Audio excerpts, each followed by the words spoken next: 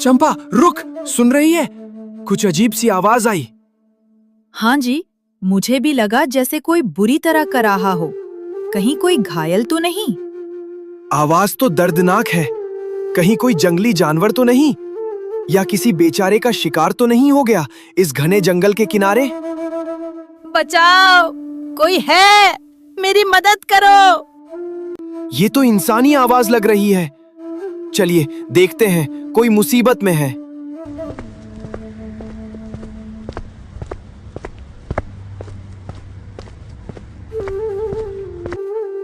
शुक्र है आप लोग आ गए। मेरी मदद कीजिए। हे भगवान, ये घोड़ा बोल रहा है।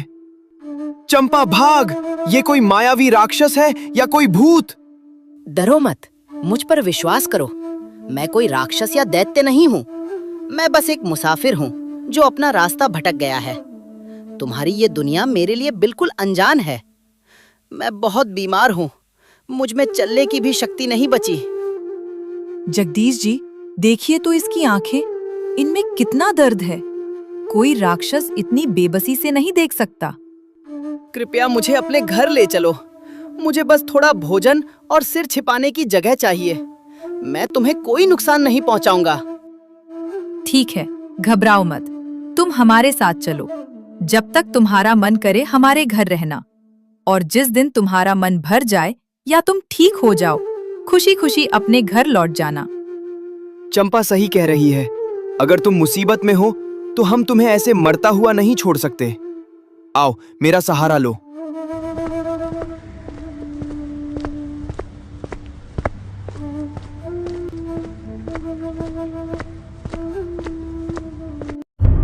अब बताओ, तुम आखिर हो कौन और कहां से आए हो?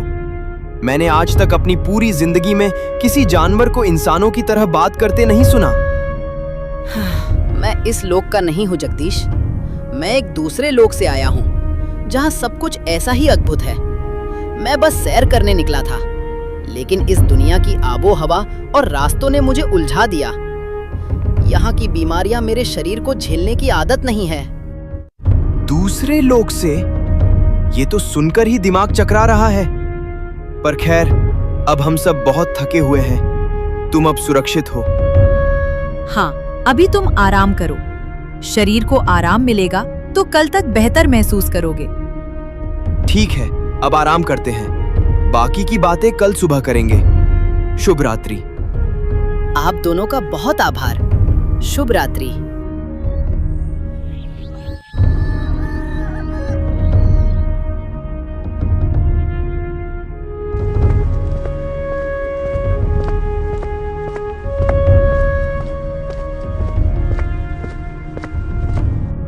ओ जगदीश, बाहर निकल। बहुत दिन हो गए लुका छिपी खेलते हुए। आज या तो मेरा पैसा निकलेगा या तेरे घर का सामान। माखनलाल जी, थोड़ा समय और दे दीजिए। फसल बस कटने ही वाली है। मैं पाई पाई चुका दूंगा। चुप कर, बहुत हो गई तेरी नौटंकी। हर महीने यही राग अलापता है। अब मेरा सब्र खत्म हो चुका है। अरे, ये घोड़ा कब लाया बे? इतना शानदार जानवर ये तेरे पास कहां से आया? वो मालिक, ये मेरे ससुराल वालों ने दिया है। अभी कल ही आया है। ससुराल वालों ने दिया है? वाह, किस्मत चमक गई तेरी। ठीक है, पैसा नहीं है तो ना सही। जब तक तू मेरा उधार नहीं चुकाता तब तक ये घोड़ा मेरे पास रहेगा। उठाओ रे इसे। नहीं, रुकिए। आप इस घोड़े को हाथ नहीं लगा सकते। ये बीमार है, कहीं का नहीं रहेगा। बीमार है तो मैं इसे ठीक कर लूंगा, पर ये जाएगा मेरे ही साथ। रुकिए माखनलाल जी, अगर आपको कुछ गिरवी ही रखना है तो मेरे ये गहने रख लीजिए। जब हमारे पास पैसे आ जाएंगे तब मैं इन्हें वापस ले लूंगी। लेकिन इस बेजुबान, मेरा मतलब है इस घोड़े को मत ले जाइए। मूर्ख औरत, इस मामूली घोड़े के चक्कर में अपने सोने के गहने दे रही है। सच में दिमाग ठिकाने नहीं है तेरा। जा लेकर आ गहने। चलो रे, आज तो चांदी हो गई। घोड़ा तो बोझ होता, ये सोना ही सही है। सुनोए, अगले महीने फिर आऊंगा। अगर बाकी हिसाब बराबर नहीं हुआ तो फिर खैर नहीं।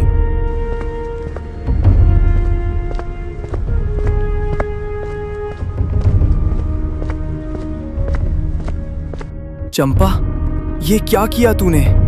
अपनी माँ की आखिरी निशानी भी दे दी। चंपा, तुमने मेरे लिए अपना सबसे कीमती धन त्याग दिया। मैं तुम दोनों की इस दया को कभी बेकार नहीं जाने दूंगा। चुप कर पगले, उपकार कैसा?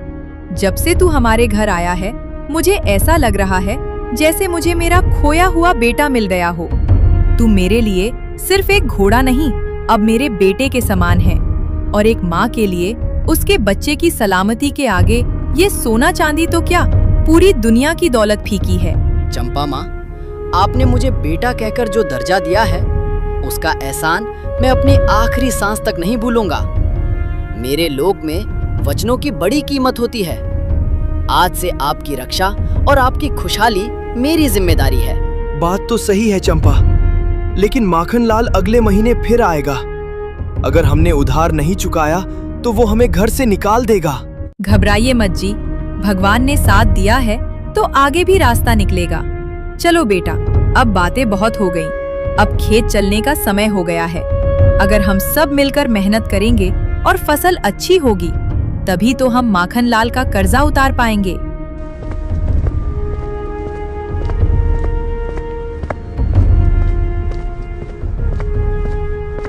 हे भगवान, मुझे माफ करना। बेटी लाडो, मुझे माफ कर देना। तेरे हाथ पीले करने की औकात नहीं रही इस अभागे बाप की। लड़के वालों की मांगे पहाड़ जैसी हैं और मेरी जेब खाली। मैं जी कर क्या करूंगा?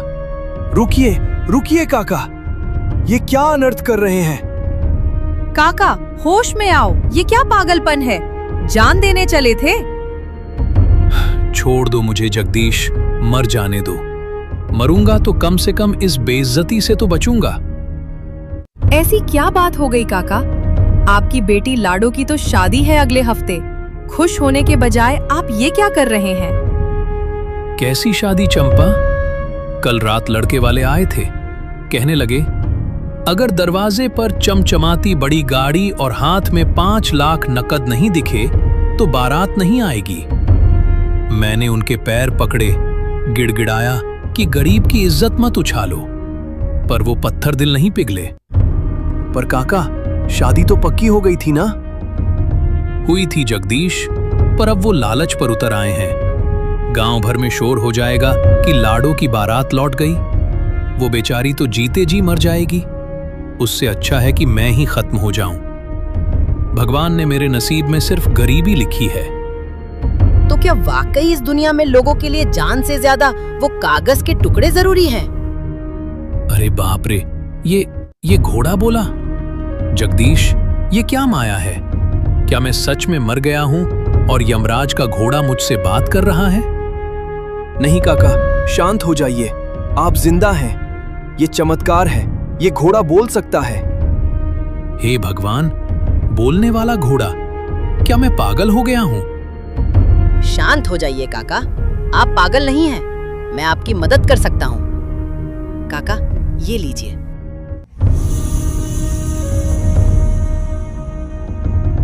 इसमें आपकी बेटी की शादी और आपकी पूरी जिंदगी के लिए पर्याप्त धन है। जाइए, अपनी बेटी के हाथ शान से पीले कीजिए। ये सच है? मैं कोई सपना तो नहीं देख रहा। बेटा, तुम जो कोई भी हो, मेरे लिए साक्षात भगवान हो। रुकिए काका, एक शर्त है। अगर आपने किसी को भी बताया कि ये पैसा कहाँ से आया या मेरे बोलने की सच्चाई किसी को भी पता चली, तो उसी पल आपकी बेटी विधवा हो जाएगी। याद रखिएगा, ये राज राज ही रहना चाहिए।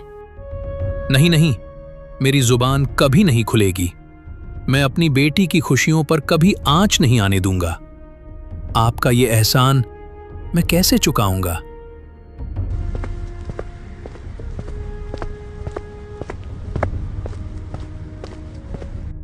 चंपा, मैंने अपनी आंखों से देखा पर यकीन नहीं हो रहा। तुम तो सच में चमत्कार कर सकते हो।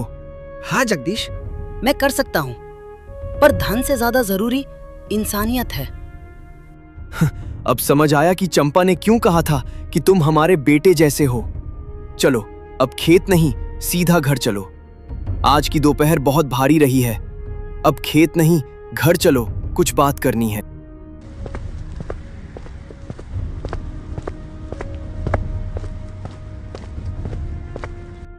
अरे आप लोग वापस क्यों आ गए? अभी तो सूरज सिर पर चढ़ा है। खेत का काम कौन करेगा? फसल नहीं काटेंगे तो कर्ज कैसे चुकेगा? अरे चंपा, अब खेत और फसल की चिंता छोड़। तूने देखा नहीं इस घोड़े ने काका के लिए क्या किया? ये जादुई घोड़ा है चंपा। ये हमें जितना चाहे उतना पैसा दे सकता है। अब हमें मेहनत करने की जरूरत नहीं। रुकिए जगदीश जी, शायद आपको कोई गलतफहमी हुई है। मैं कोई सोने की खान नहीं हूँ। मैं किसी एक इंसान की सिर्फ एक ही इच्छा पूरी कर सकता हूँ। मैंने अपनी शक्ति का उपयोग उस बूढ़े किसान के लिए कर दिया क्योंकि उसकी जान दांव पर थी। अब आप बताइए, आपकी सबसे बड़ी इच्छा क्या है? क्या तुम मेरे मरे हुए बेटे को वापस ला सकते हो? क्या इस दुनिया में ऐसा मुमकिन है? रुकिए, मुझे अपनी दिव्य दृष्टि से देखने दीजिए कि क्या इस पृथ्वी पर ऐसी कोई जगह है जहां से मरे हुए लोगों की रूह को वापस लाया जा सके। ओम नीलगिरि शिखर वासिनम पितृलोक द्वार रक्षकम। रास्ता मिल गया है। हमें सुदूर दक्षिण में स्थित नीलगिरि पर्वत जाना होगा। वहां एक प्राचीन और विशाल पूर्वज वृक्ष राज हैं। वहीं मरे हुए लोगों को वापस लाने का मार्ग बता सकते हैं। बोलो जगदीश, क्या तुम इस कठिन यात्रा के लिए तैयार हो? क्या हम चलें? जगदीश जी, अगर हमारे बेटे के वापस आने की एक भी उम्मीद है तो उसे मत छोड़िए। आप दोनों अभी निकल जाइए। पर चंपा, तुम यहाँ अकेली, और घर का क्या होगा? मेरी चिंता मत करो, मैं यहाँ सब संभाल लूंगी। बस तुम दोनों साथ जाओ और मेरे बेटे को वापस लेकर आओ। और हाँ, वादा करो कि तुम दोनों सही सलामत लौट कर आओगे। घबराओ मत माँ, जब तक मैं साथ हूँ जगदीश जी को खरोच भी नहीं आएगी। चलिए जगदीश जी, मंजिल बहुत दूर है और समय बहुत कम।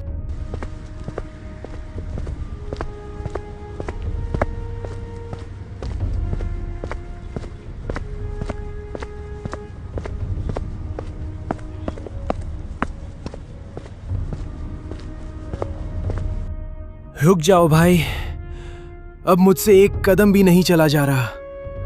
पांव जवाब दे रहे हैं और गला सूखकर काटा हो गया है।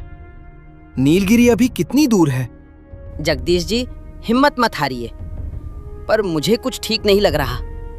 मैं सूंघकर बता सकता हूँ कि यहाँ हवा में जहर है। यहाँ कोई ऐसी काली शक्ति है जो नहीं चाहती कि हम आगे बढ़े।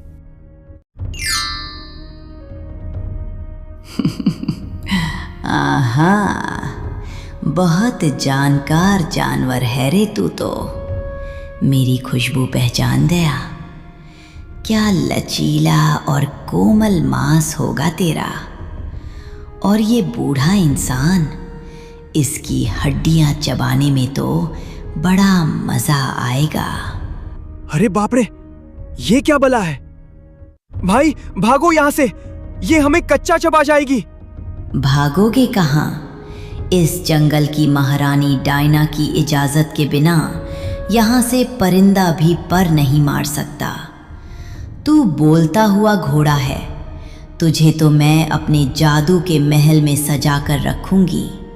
महारानी डायना, हम यहाँ आपसे लड़ने नहीं आए।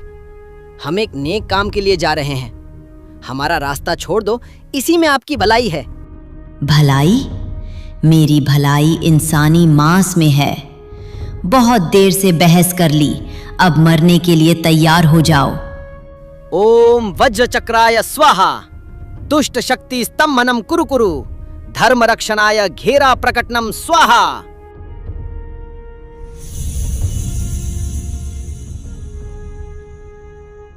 ये क्या किया? छोड़ मुझे। ये कैसा तिलिस्म है? मैं इस घेरे से बाहर क्यों नहीं निकल पा रही? ये धर्म का घेरा है डायना। जब तक तुम्हारे मन में पाप और मांस की भूख रहेगी, तुम इस घेरे को पार नहीं कर पाओगी। जिस दिन तुम अपने आप को पूरी तरह सुधार लोगी और दूसरों को सताना छोड़ दोगी, ये घेरा अपने आप गायब हो जाएगा। तुमने तो इसे बिना छुए ही कैद कर दिया।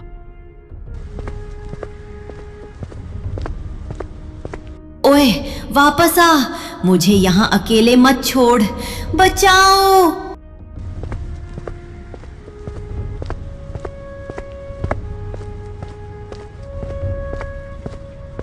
ठहर जाओ तिनको। तुम्हारी हिम्मत कैसे हुई नागेश्वर नगरी की शांति भंग करने की? ए बोलने वाले जानवर, तू अपनी मर्यादा भूल गया है। एक अदने से इंसान के लिए तूने देवलोक की शक्तियों का तमाशा बना दिया। मैं मर्यादा नहीं, अपना कर्तव्य निभाने आया हूँ महाराज। कर्तव्य? इस 2 पैरों वाले जीव के लिए? अरे ओ घोड़े, तू मूर्ख है। ये इंसान वही प्रजाति है जो अपनी कुल्हाड़ी की धार तेज करने के लिए मेरे भाइयों को काट डालते हैं। ये तुम्हें प्यार नहीं करते, ये सिर्फ तुम्हारी ताकत का इस्तेमाल करते हैं। आज तू इसके काम आ रहा है तो ये तुझे बेटा कह रहा है, कल तू लंगड़ा हो जाएगा तो यही जगदीश तुझे सड़क पर छोड़ देगा। छोड़ इसे और अपने लोक वापस जा, वरना मैं तुझे यहीं राख कर दूंगा। आप मुझे डरा नहीं सकते।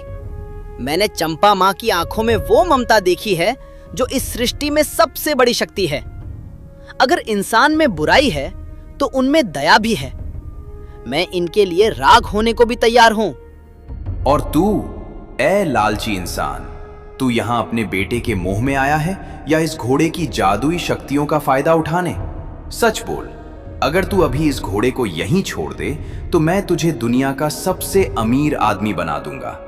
इतना सोना दूंगा कि तेरी 7 पीढ़ियां राज करेंगी। क्यों एक जानवर और एक मर चुके बच्चे के लिए दर दर भटक रहा है? बोल, क्या चाहिए, सोना या ये घोड़ा? वृक्षराज, आप मुझे भड़काने की कोशिश मत कीजिए। आपका सोना मेरे किसी काम का नहीं अगर मेरा परिवार मेरे साथ न हो। ये घोड़ा मेरा हमसफर है, मेरी जान है, और मेरा बेटा, वो मेरा लालच नहीं, मेरा कलेजा है। मुझे आपका खजाना नहीं चाहिए, मुझे मेरा बेटा और इस घोड़े का साथ चाहिए। तुम दोनों पगली परीक्षा में पास हुए।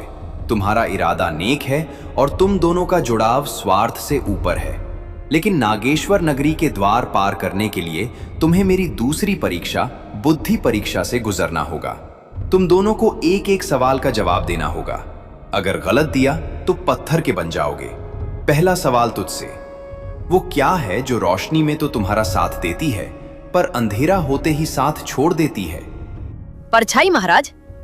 दूसरा सवाल, वो क्या है जो बीमार नहीं होती फिर भी उसे गोली दी जाती है? बंदूक महाराज। अद्भुत। साहस के साथ साथ बुद्धि का मेल दुर्लभ है।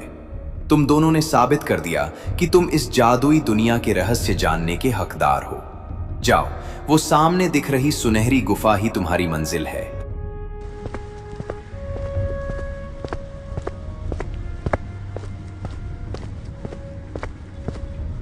भाई, यहां पहुंच तो गए पर अंदर जाने में पैर कांप रहे हैं।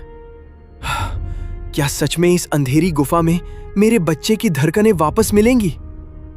हिम्मत मत हारिए जगदीश जी, अब डरने का समय बीत चुका है। यही वो जगह है जहां प्रकृति और परलोक की सीमाएं मिलती हैं। ये वही गुफा है जहां इंसान के दोबारा जीवित होने का वो रहस्य छिपा है जिसे सदियों से किसी ने नहीं जाना। इस रोशनी में एक अलग ही खुशबू है, बिल्कुल वैसी ही जैसे मेरे बेटे के कपड़ों से आती थी। यहाँ की हवा पवित्र है। यहाँ कदम रखते ही हमारे कर्मों का लेखा जोखा शुरू हो जाएगा। अब संकोच मत कीजिए, मंजिल अब बस कुछ ही कदमों की दूरी पर है। अब अंदर चलो और याद रहे, अंदर जो भी दिखे उससे विचलित मत होना। ठीक है, मैं तैयार हूं। अगर मेरे बेटे को वापस पाने का रास्ता यहीं से गुजरता है तो मैं मौत के द्वार तक भी जाने को तैयार हूं।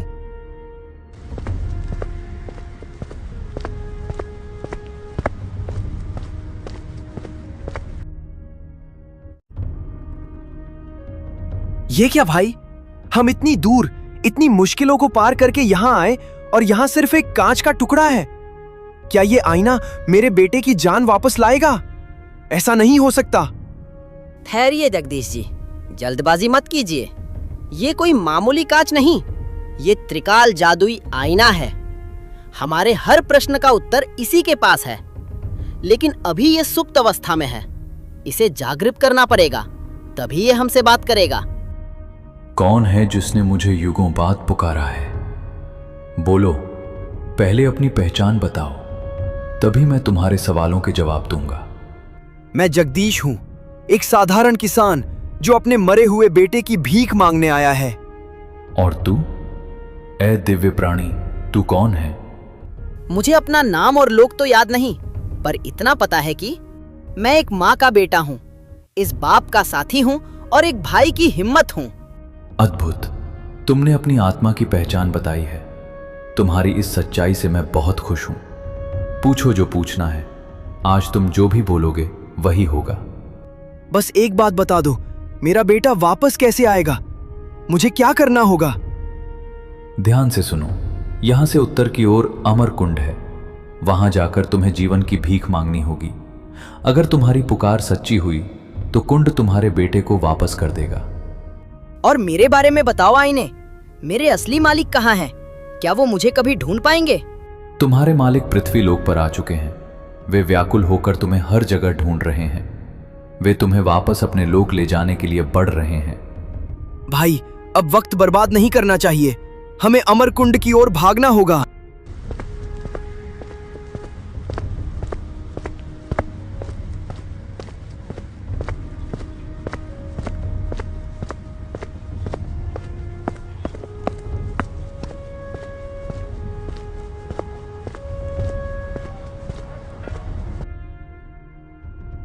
डरो मत इंसानों, मैं तुम्हें खाने नहीं आया।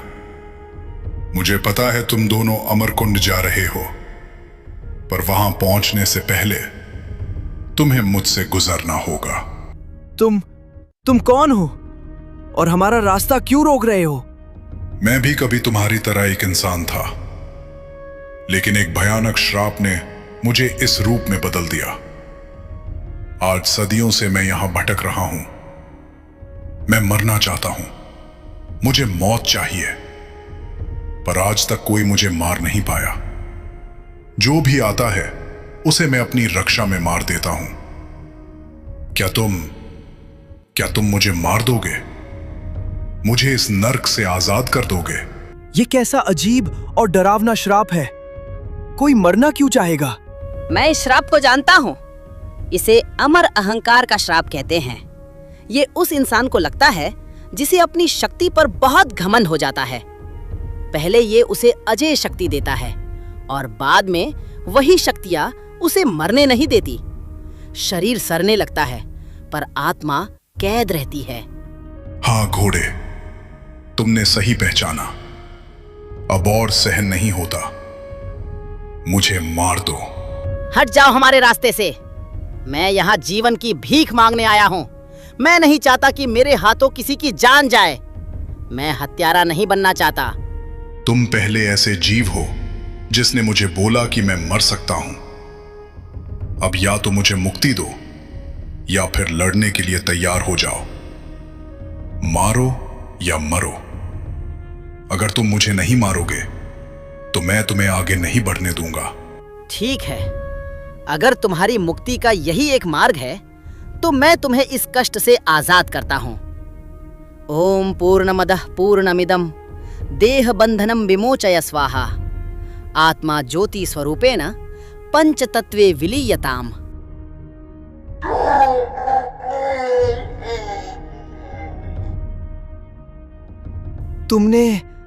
आपने उसे मुक्ति दे दी। ये वध नहीं था जगदीश जी, ये एक भटकती रूह का उद्धार था। चलिए, अमरकुंड अब यहाँ से बस एक ढलान की दूरी पर है।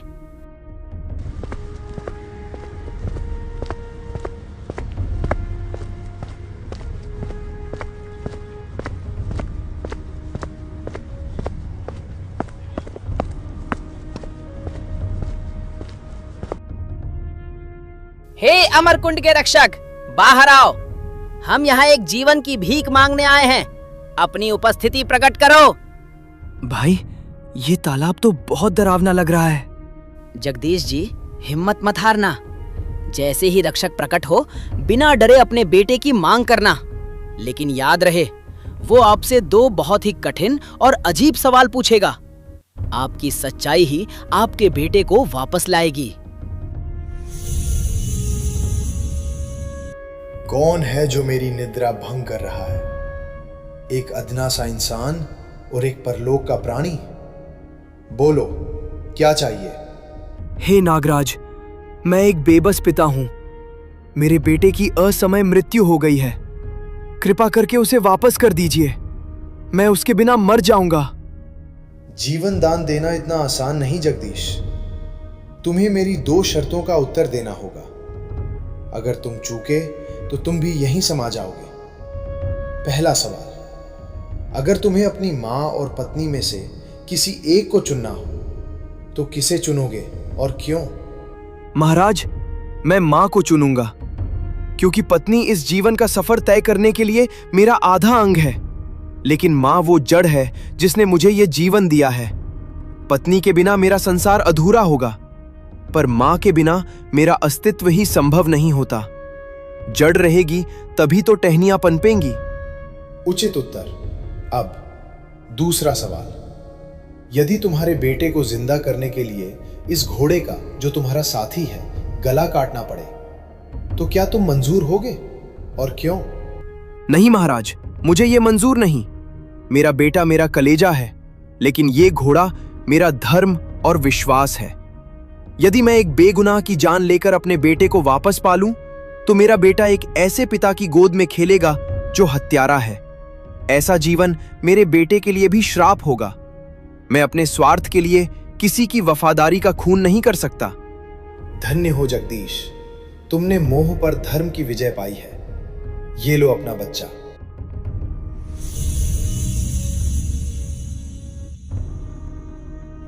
तुम्हारी सच्चाई ने इसे वापस कर दिया है। अब एक क्षण भी यहां मत रुकना। अपने बेटे को लो और यहां से तुरंत निकल जाओ। और याद रखना, पीछे मुड़कर मत देखना। अगर मुड़कर देखा तो वो फिर से पत्थर का बन जाएगा। जाओ।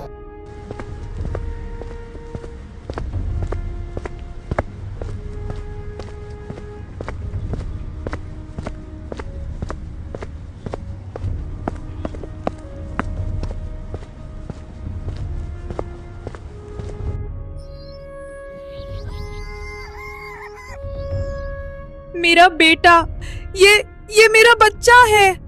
हे छठी मैया, क्या मैं सपना देख रही हूँ? मेरा लाल, तू वापस आ गया। जगदीश जी, आपने तो चमत्कार कर दिया। मेरी सूनी गोद फिर से भर गई। ये मैंने नहीं चंपा, इस घोड़े ने किया है। अगर ये साथ ना होता तो आज मैं भी ना होता और ना हमारा बच्चा। बेटा, आज तूने साबित कर दिया कि तू सिर्फ इस घर का हिस्सा नहीं, हमारा रक्षक है। तूने मुझे जो खुशी दी है, उसके आगे ये दुनिया की सारी दौलत कुछ भी नहीं। तेरा ये एहसान मैं कैसे उतारूंगी? माँ, आपने मुझे बेटा कहा था, बस वही मेरा इनाम है। आज इस घर की खुशियां देखकर मेरा सफर सफल हो गया। चंपा, अब बस। आज जितनी बातें और जितना सफर हुआ है, उसे सहने की ताकत अब बची नहीं है। मेरा रोम रोम दुख रहा है और नींद मेरी आंखों को खींचे जा रही है। हाँ जी, आप बहुत थक गए हैं। जाइए, अब आराम कीजिए। भाई, तुम भी आराम करो। आज की रात सुकून की रात है। कल सुबह उठेंगे तो नई शुरुआत करेंगे। कल ढेर सारी बातें करेंगे कि अब आगे क्या करना है। अभी के लिए मुझे सोने दो।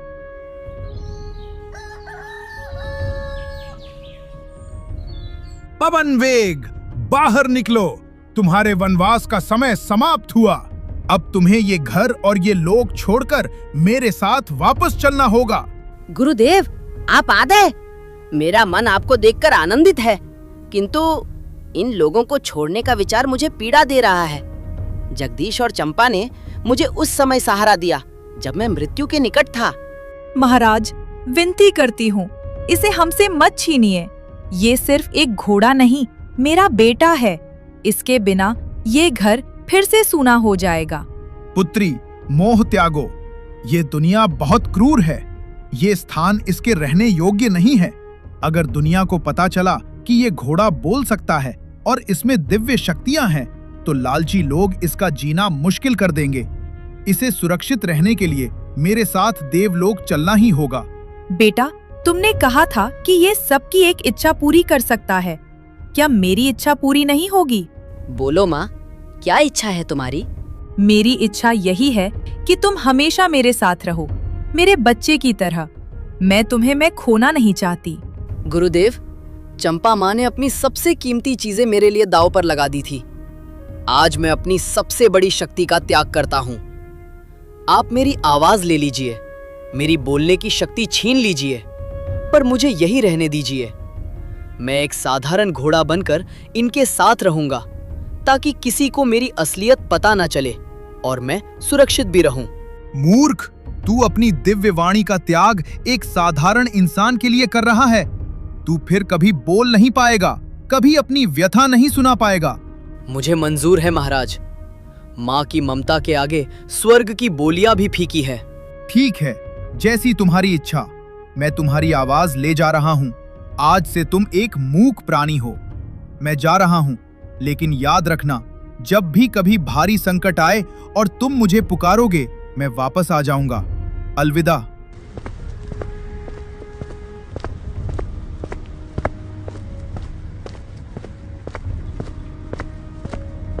मेरा बेटा, तूने हमारे लिए इतना बड़ा बलिदान दे दिया। अब तू बोल नहीं सकता, पर तेरी धड़कनें मैं हमेशा सुनूंगी। चंपा, आज इंसानियत की जीत हुई है। अब पवन वेग हमेशा हमारे साथ रहेगा। तो दोस्तों, मेरी कहानी तो यहाँ खत्म हुई। मैंने चंपा माँ और जगदीश जी का साथ चुना, क्योंकि प्यार से बड़ा कोई जादू नहीं होता।